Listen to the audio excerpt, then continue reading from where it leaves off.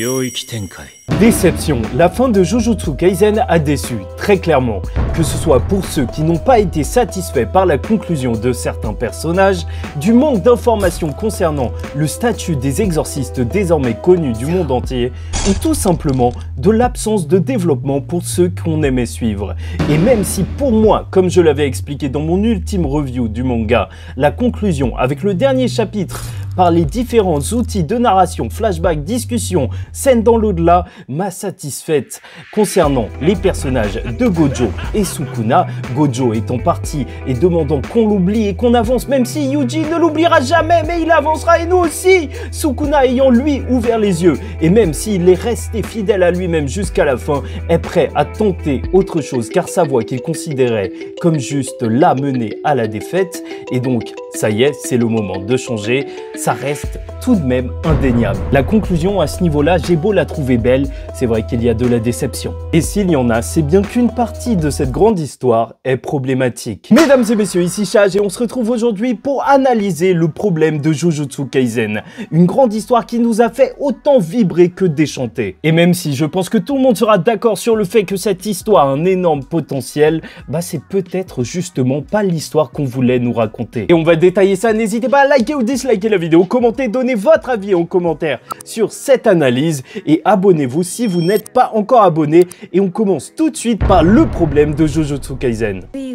Car c'est bien beau de dire ici et là qu'on a été déçu, mais faut-il encore identifier le problème? Car si on prend les critiques récurrentes qu'on peut trouver sur les sites un peu nuls comme CBR, au passage ça me fait toujours rire car certains de ces sites nuls mettaient les liens de mes vidéos. Oui, il y en a qui gagnent des Oscars, des prix Nobel, moi je me suis retrouvé sur des sites de manga nuls. Est-ce que c'est une fierté? Je ne pense pas réellement, pas du tout en fait. C'est même triste. Mais bon, on va prendre ça comme source parce que ça aura le but non pas d'aller en profondeur, mais juste de donner une idée globale sur ce que pense la communauté, car ce sont des critiques qu'on entend assez souvent. Des défauts de Jujutsu Kaisen qui seraient pas le temps de se poser pour que les personnages parlent, discutent tout simplement, même pas assez de développement de personnages, car oui, si on n'a même pas le temps d'une discussion parfois entre chacun d'entre eux, c'est vrai que ça devient compliqué. Des transitions trop rapides entre les arcs, il y a qu'à voir après Shibuya directement, on a Yuji vs Yuta, ok c'est incroyable, mais quand même, un peu de temps pour se poser sur ce drame,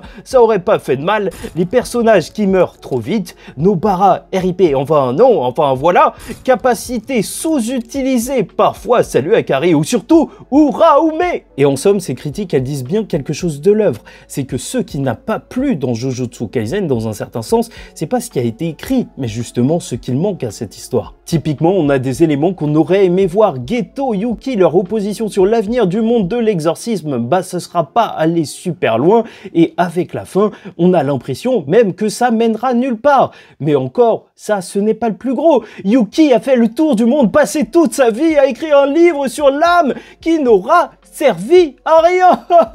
Pas toi Yuki la waifu. Bon après, est-ce qu'encore une fois on est obligé de l'évoquer, la page la plus marrante de tous les temps, tout manga confondu, le combat de Sukuna face aux 5 généraux de je sais pas quoi qui était incroyable les gars, au final on l'aura jamais vu et ok voilà on s'en fout. Les exemples il y en a plein d'autres, des extensions de territoire qu'on n'a pas vu, Yuki, Hanami et compagnie, mais après est-ce qu'on était forcément obligé de les voir? Je ne pense pas, mais pour les autres éléments qui ont été laissés en place et qui ont été racontés brièvement, c'est vrai que ça fait un peu mal. En somme, c'est ce qui a laissé cette impression aux lecteurs de Jujutsu Kaisen que le manga n'était pas nul en soi, mais au final avait ce goût d'inachevé, même pour les plus grands fans. Et c'est drôle ou triste de se rendre compte que quand tu parles de relations entre les personnages comme Geto ou Gojo, les edits, les petites vidéos utilisent des bouts d'opening, car sinon il n'y a même pas assez d'images dans l'anime pour montrer leur interaction. Ça montre bien que Gege Akutami ne montre pas assez de moments comme ça et qu'il faut chercher à manger où il y en a. Mais peut-être justement que Jujutsu Kaisen n'était pas un grand manga.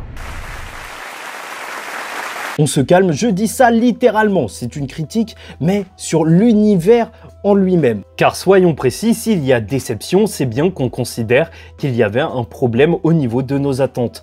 Contrairement à ce que dites, oui, on n'est pas déçu de rien. Exemple nul, mais nul, si je regarde une pierre et que je m'attends à rien, bah si elle bouge pas, bah je vais pas être déçu. Sauf que si, bien sûr, on m'avait dit que c'était une pierre volante et compagnie, bah oui, là, je serais extrêmement déçu, et cet exemple est encore une fois extrêmement pourri. Tout ça pour dire qu'en tant que lecteur, on a créé nos propres attentes. Et nous ne sommes pas complètement fous, c'est parce qu'en narration, il y a cette règle du fusil de Tchekhov qui nous dit que chaque élément doit avoir son importance dans l'intrigue. Un principe qui dit grosso modo que si il y a un fusil quelque part dans une histoire, c'est qu'il devra être utilisé par la suite, décroché du mur pour flinguer quelqu'un.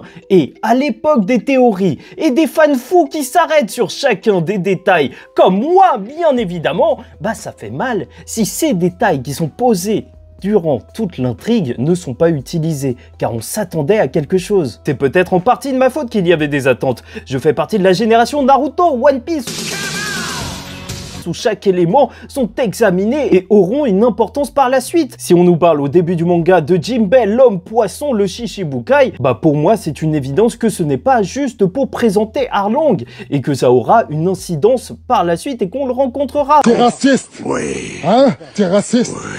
Mais en réalité, on peut se poser la question de si tout est nécessaire à être montré. Peut-être que je prends le mauvais exemple, mais c'est très cool qu'il y ait les 7 épéistes de Kiri. Mais est-ce que le manga Naruto se porterait moins bien si on n'avait pas vu les 7 et si on avait juste vu Zabuza et 2 autres, qui sait, je sais pas, juste Kisame?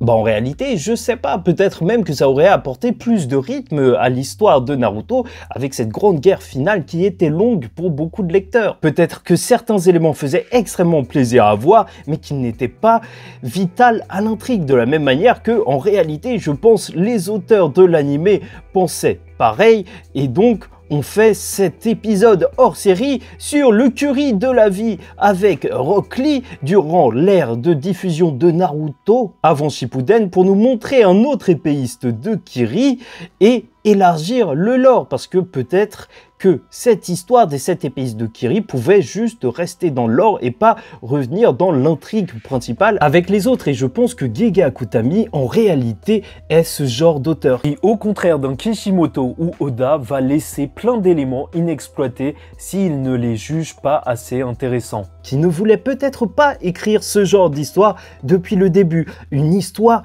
qui approfondirait chaque partie de son univers et qu'au final c'était une histoire bien plus petite qu'on nous a racontée avec Jujutsu Kaisen et bien plus petite qu'on le pensait. Et de toute manière, au final, c'est ce qu'on aura eu. Peut-être que les éléments de lore n'étaient que des éléments de lore depuis le début, que le précédent combat de Sukuna, les 5 généraux contre qui il s'est battu, ne resteront que du lore et n'étaient destinés qu'à être du lore pour renforcer l'histoire du personnage sans forcément s'arrêter dessus, et que l'histoire que voulait nous raconter Gege Akutami était tout simplement le cycle des malédictions avec son plus grand représentant, Ryomen Sukuna, durant son plus grand combat, et avec lui la fin de ce cycle. Parce que c'est triste à dire, on pourrait en vouloir à Gege Akutami d'avoir tout fermé assez rapidement, mais en réalité, il n'y a que très peu de questions réelles auxquelles on n'a pas de réponse. Bien sûr qu'on aurait aimé en voir plus, et moi le premier,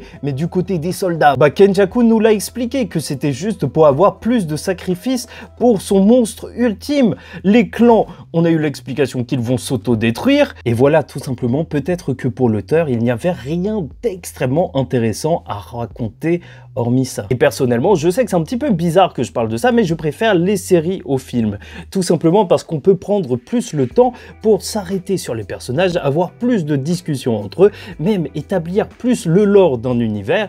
Et en fait, j'ai l'impression que Jujutsu Kaisen, ça m'a laissé donc sur ma faim autant qu'un film aurait pu me laisser sur ma faim. J'ai l'impression que de la même manière qu'un film s'arrête sur certaines intrigues pour en délaisser d'autres, Jujutsu Kaisen a fait ce choix-là.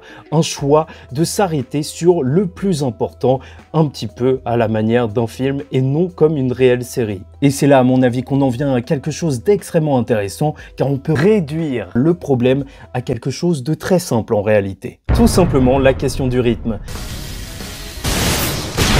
Car quand on se demande qu'est-ce qui est digne d'intérêt avec Jujutsu Kaisen et fait la force de son récit, selon moi, au-delà des personnages extrêmement charismatiques installés par Gege Akutami, la passion déferlante que le manga a provoqué, et je pèse mes mots car je vous le rappelle, avec cet argument qui est encore une fois complètement fou, c'était que le compte Twitter qui leakait les chapitres de Jujutsu Kaisen faisait partie des 10 comptes Twitter les plus influents de tout Twitter. C'est pour te dire à quel point ce manga était très influent au même niveau que certains présidents. C'était à ce niveau-là la hype Jujutsu Kaisen. Bien sûr, Gojo Satoru est devenu en quelques années une icône du manga game.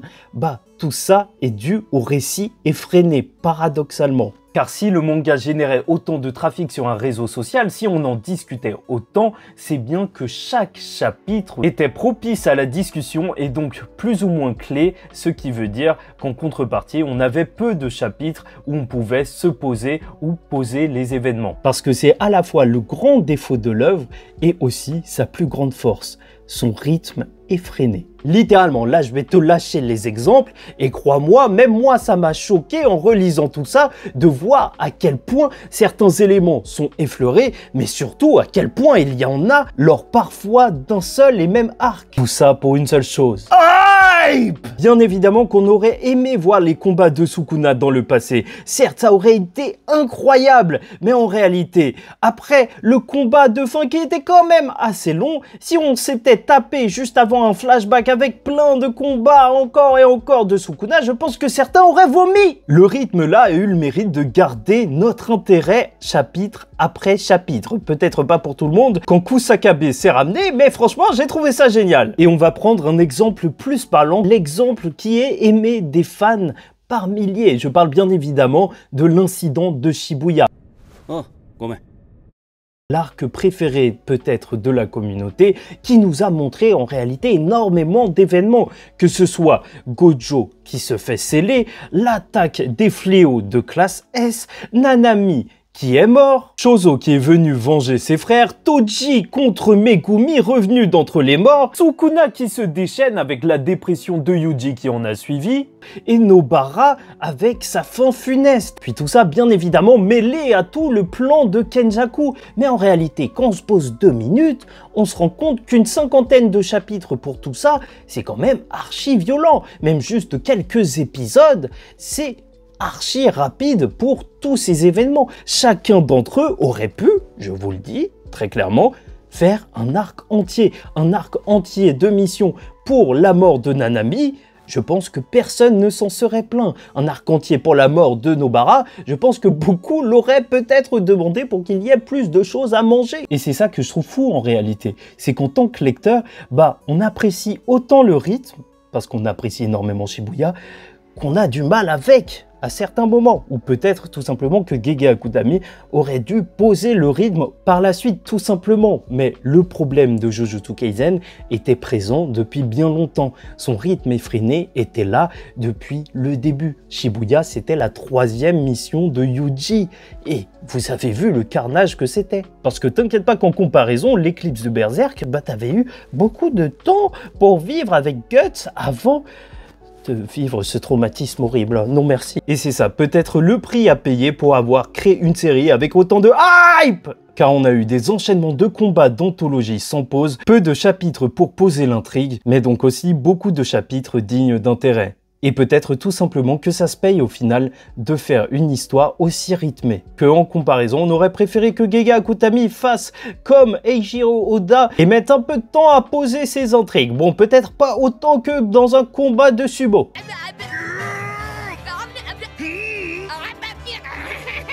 Parce qu'à mon avis, Gege Akutami nous montre juste le nécessaire pour raconter son histoire et se pose au minimum depuis le début. Et c'est drôle car ça en revient à un débat que j'ai eu il y a très longtemps sur la chaîne YouTube concernant le manga Jujutsu Kaisen.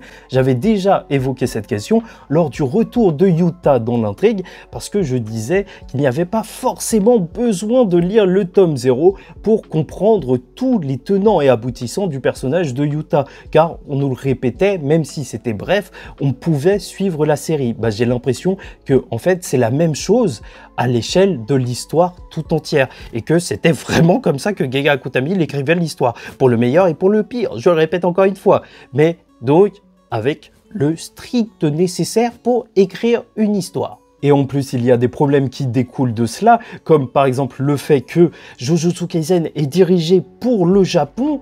Donc, parfois, il y a des références qui ne nous sont même pas expliquées, parce que bien sûr, le but de l'histoire, c'est d'avancer vite dans Jujutsu Kaisen. Donc, on nous parle des 3 esprits vengeurs du Japon, les grands esprits vengeurs. Bah, ce sont des figures historiques connues de tous au Japon, mais pour nous Européens, personnellement, moi, ça me parlait pas du tout. De la même manière que quand Sukuna fait face à Makora, il le compare à Yamata no Orochi, et heureusement que j'ai suivi One Piece et compagnie, que j'ai vu Orochimaru avec une merguez en langue de serpent, car grâce à ça, j'ai compris la référence du côté invincible. Et il en va de même pour les combats face aux 5 généraux, à toute l'histoire des Fujiwara et compagnie. En réalité, c'est peut-être complexe à comprendre pour nous, mais pour les Japonais, c'est déjà un petit peu plus lisible parce que c'est comme si on te disait « Ouais, Jésus et ses disciples ont combattu Sukuna. » Tu vois à peu près ce qui s'est passé et crois-moi, t'as pas envie de le voir. Mais pour être totalement honnête, je vous parlais tout à l'heure du fusil de Chekhov, mais il y a aussi des qualités qui en découlent de ne pas respecter cette règle de narration entre guillemets parce que justement, ça rend l'histoire moins prévisible.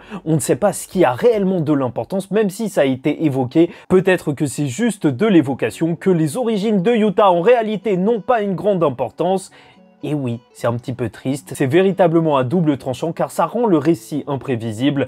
Hanami, on pensait peut-être voir une extension de territoire, au final, si le personnage doit être terminé avant, bah on ne la verra pas. Et c'est tout simplement. Alors que crois-moi, dans beaucoup d'autres mangas, avant qu'un personnage tombe, il faut qu'on voit toutes ses capacités. Et c'est pour ça qu'au final, je pense que le rythme de Jujutsu Kaisen, c'est à la fois sa plus grande force et sa plus grande faiblesse. S'il y a une chose à retenir de cette vidéo, c'est que c'est mon avis global sur Jujutsu Kaisen. À la fois, c'était bizarre, mais c'était aussi rafraîchissant de voir une histoire écrite de cette manière, parce que un rythme effréné conduit à une écriture particulière, avec par exemple pour l'entraînement final de nos protagonistes, du mystère, des flashbacks pour créer une hype, alors que dans d'autres mangas, on nous aurait montré cet entraînement. Là, c'était juste étrange de passer directement au combat. Mais au final, ça a été une narration que j'avais juste pas du tout l'habitude de voir. Et j'ai beau avoir critiqué lors de cette vidéo, j'ai énormément apprécié le voyage. Ce manga était unique. Bien sûr qu'on aurait pu soulever la question de la santé de Gege Akutami, qui était tombé malade même vers les derniers chapitres. Il y avait des pauses de temps à autre. Et malgré ça, j'ai l'impression que c'était dans son style d'écriture, au final, non pas de bâcler, mais de faire le récit le plus rythmé possible. Et c'est un mensonge si on dit qu'il n'y a eu aucun développement. Aussi bien pour le personnage de Yuji, on a eu quand même tout un chapitre de discussion avec Sukuna, sans réellement d'action alors qu'on était en plein grand combat, ce qui reste pour moi un des plus grands chapitres de Jujutsu Kaisen, que pour Gojo et Sukuna, les personnages adorés de Gege Akutami. Enfin, un plus que l'autre et l'autre il le déteste. Bien sûr, avec la sortie des derniers tomes le 24 décembre à la manière de My Hero Academia, on pourrait avoir un rajout de l'auteur, mais ça pourrait mieux faire passer la pilule peut-être, sauf que je ne pense pas que ça changera l'avis global sur le manga. Car même si bien sûr je serais heureux de voir plus de contenu sur Jujutsu Kaisen, le problème pour moi a été tout le développement et je ne pense pas qu'une autre fin pourrait rattraper ça. Sauf si bien évidemment on a une page noire où il y a écrit fin de la partie 1 et là, du feu, ça pète de partout, oui c'est mon rêve. Bref, encore une fois, j'ai très hâte de retourner dans cet univers et je prépare une vidéo sur pourquoi il y aura une suite à Jujutsu Kaisen. Même si ça semble improbable alors que c'est terminé, alors que la fin est rushée entre guillemets, mais je vous assure que justement dans son style d'écriture, bah ça pue la suite. Ça pue la suite pour de nombreuses raisons, mais on détaillera ça plus tard. Quoi qu'il en soit, oui, j'aime Jujutsu Kaisen. Les chapitres me manquent et je n'en démords pas. C'est une grande œuvre, des combats rythmés, des interactions de personnages qui, même si elles étaient petites, faisaient que le casting était juste incroyablement attachant. Des chorégraphies dynamiques magnifiquement mises en page et les intrigues surprenantes. Tout me manque. Oui, la fin a fait débat et continuera toujours. Mais pour moi, ce n'est pas la fin le problème, mais tout le chemin qu'a choisi l'auteur.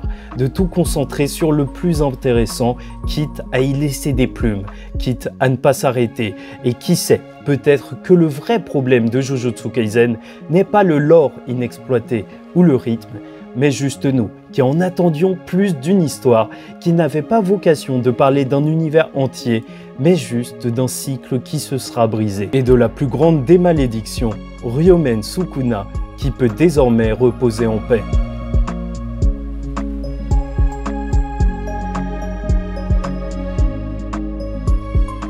My best friend. Non, en vrai, il abuse, Gege Akutami. On connaît même pas le nom de l'extension de territoire de Yuji. Bien sûr qu'il abuse!